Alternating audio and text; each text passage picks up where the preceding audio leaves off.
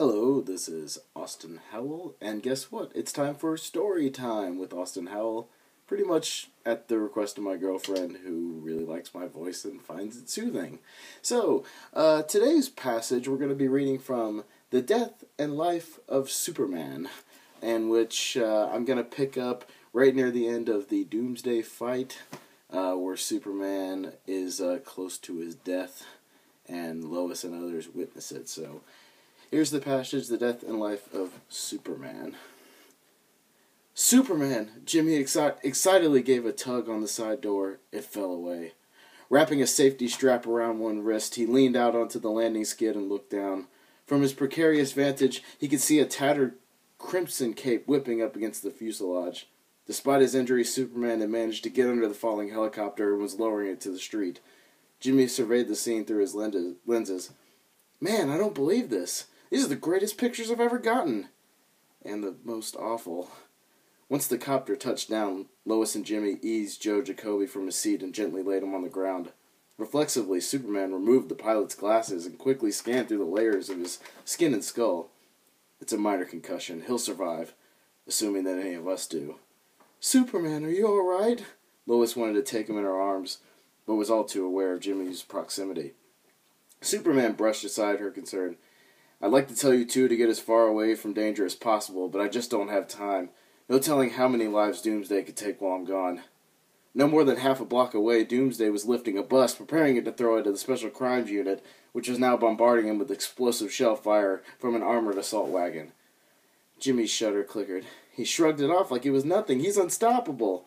Superman rose from where he'd been tending to the unconscious pilot. Lois took his arm and felt his blood on her fingers. Maybe you should fall back and get help. Superman shook his head. Too late for that, Lois. The Justice League has already fallen. There are too many innocent lives in jeopardy. It's all up to me. Jimmy was already cautiously moving away from them to get a closer look at Doomsday. As the photographer turned away from them, Lois looked into her lover's eyes and her voice dropped to the merest whisper. Clark! Shh! He took her into his arms and kissed her. Superman looked at her longingly. In that moment, he wanted to pick her up and fly her away to the ends of the earth, but he knew he couldn't. Just remember, Lois, no matter what happens, I will always love you. And then he leapt into the sky, a tattered piece of his sleeve coming loose in her hand. As he sped by, Jimmy caught a fleeting look at the rage of his friend's face. Wow, I don't think I've ever seen the big guy so fired up. So hard and fast did Superman collide with Doomsday that the momentum carried them both through the deserted lobby of an office high-rise and onto the street beyond. Can you believe that? Overhead, the WGBS pilot spun his copter around to follow the action. This keeps up, we won't have a city left. Just stay close and try to hold it steady, Cat ordered. The whole country will want to see Superman kick that creep's backside. Then the breath caught her in the throat. She suddenly realized the avenue below. Oh my God, look where they've landed! There, in front of the Daily Planet building, Doomsday seized Superman and drove him headfirst into the pavement. The tattered remnants of his cape came loose and tumbled away in a gust of wind. No! Lois ran forward. Stay back, Miss Lane. Superman is in trouble, Jimmy. We gotta help him. Doomsday was momentarily confused. Who are these yammering little people? No matter. He'd just kill him. A low, satisfied growl built deep within his chest. I don't think we're gonna get any chance of help. Grizzly's coming this way. Run, Jimmy, I'll try to distract him. Painfully, Superman clawed his way up from beneath the streets, only to see Doomsday menacing Lois and Jimmy. In that instance, the Man of Steel felt no pain, no weariness. The fog in Superman's brain was burnt away by a rage rivaling that of Doomsday himself, and he dove at the monster. Energy poured from Superman's eyes in a torrent, as if he'd thrown the throttle of his heat vision wide open. Lois flinched as though she suddenly found herself standing next to a blast furnace. The monster reeled before the sheer rush of heat. His hide began to scar and blister. Bellowing in pain, Doomsday lashed out and kneed Superman in the chin. Superman stumbled and the monster pressed on, delivering a slashing left that laid open Superman's cheek. The Man of Steel could feel the blood flowing again, but even more, he felt the energy surging through him. If he had held back early in the day, he had now reached down into reserves of power he'd never tapped before. Superman grabbed hold of Doomsday's fist, forcing him back.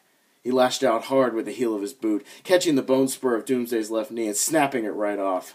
The monster bellowed louder, staggering back, but Superman didn't let up. He pressed on, using blows he never before dared use on any living being. Doomsday returned the attack, but his power seemed to be waning. He's weakening. He's finally weakening. Both warriors were swaying on their feet. Doomsday's eyes appeared dull and cloudy. Superman's face was so swollen that his eyes were barely visible, but they were clear. The throttle to tap his deepest energy reserves was still wide open, and the power was building within him, demanding to be let out. He knew that once he released the power, he would be spent. It'd be all gone in a flash. But he knew he could do it. He knew he could take the monster down. He had to, for Lois, for his parents, for the world. Everything depended on him. This is it, Doomsday. We check out together. Heart-pounding, Superman threw himself at the monster one last time. The echoes of their blows were heard as far as 50 miles away. Windows shattered, and the observers on the scene were shaken to the very bone. Then, before the unblinking glaze of the television cameras, both fighters collapsed. Superman toppled over onto his back, his chest heaving. Doomsday fell face first to the pavement and did not move again. Lois and Jimmy were the first to reach Superman. Jimmy numbly clicked off pictures, unable to believe what his eyes had just witnessed. Lois tenderly reached out to cradle a lover in his arms. Superman's face was so bruised and swollen that he could barely see. It was a struggle for him to speak. Doomsday. Izzy. Izzy. Lois held him to her. Down. You stopped him. You saved us all. Superman nodded. Then his head fell back against Lois's shoulder, and he slid limply into the pavement. Lois saw all their hopes and dreams slide with him. She began to weep uncontrollably. For a moment, the world seemed still, save for the sound of her crying. That's it. Story time with Austin. To be continued.